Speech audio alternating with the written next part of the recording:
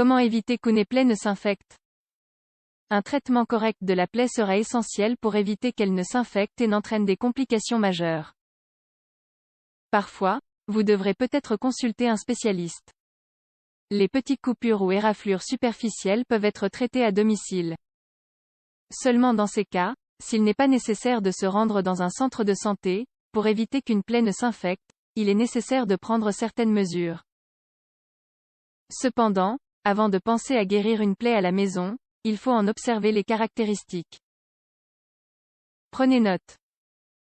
Comment éviter qu'une plaie ne s'infecte? Il est important d'évaluer si elle est étendue ou profonde et qu'elle nécessite des soins médicaux et de rechercher, avant tout, l'aide d'un expert pour prévenir plutôt que guérir. Cela dit, nous vous donnons quelques conseils pour éviter qu'une plaie ne s'infecte à la maison et ainsi l'aider à guérir. Arrêtez le saignement.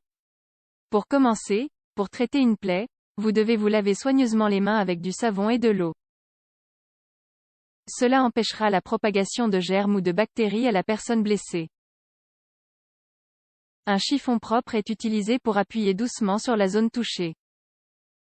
En ce sens, la pression aide le processus de coagulation du sang. Le temps idéal se situe entre 20 et 30 minutes.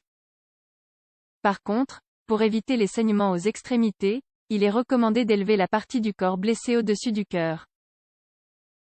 Les bras ou les mains peuvent être tenus en l'air ou placés sur une surface plus haute que la poitrine. Les jambes ou les pieds peuvent être surélevés sur une pile d'oreillers, par exemple.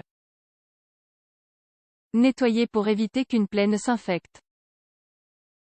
L'eau froide est idéale. Il entraînera des particules de sable, de saleté ou toute trace de saleté pouvant provoquer une infection.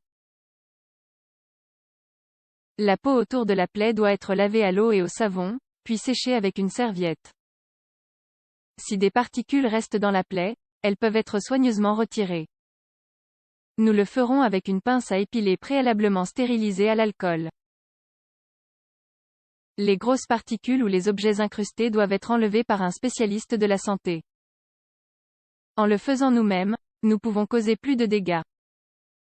La consommation d'alcool doit être évitée, car elle peut provoquer une irritation et retarder le processus de guérison.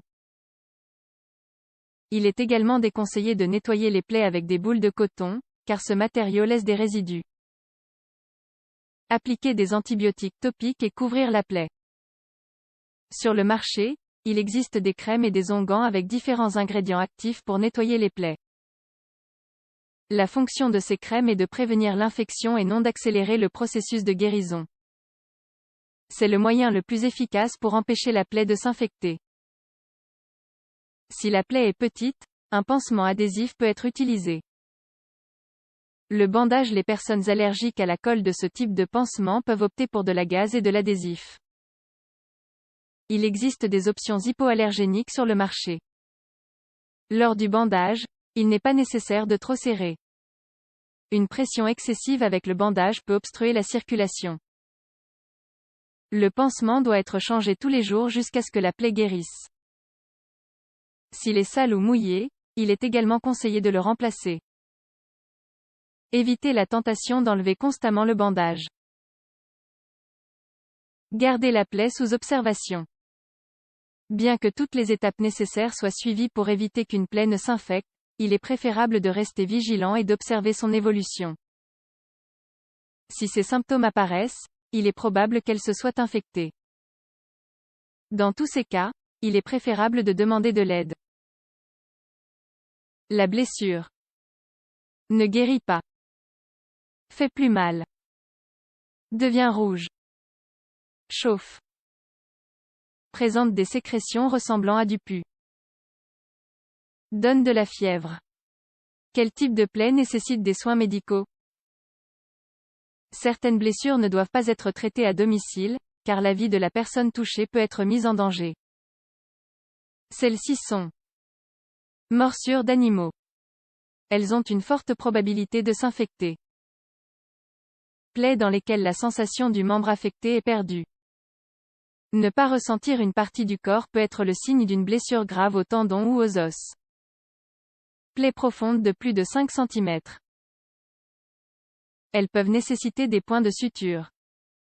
Blessures avec des objets incrustés tels que du verre, du bois ou des pierres.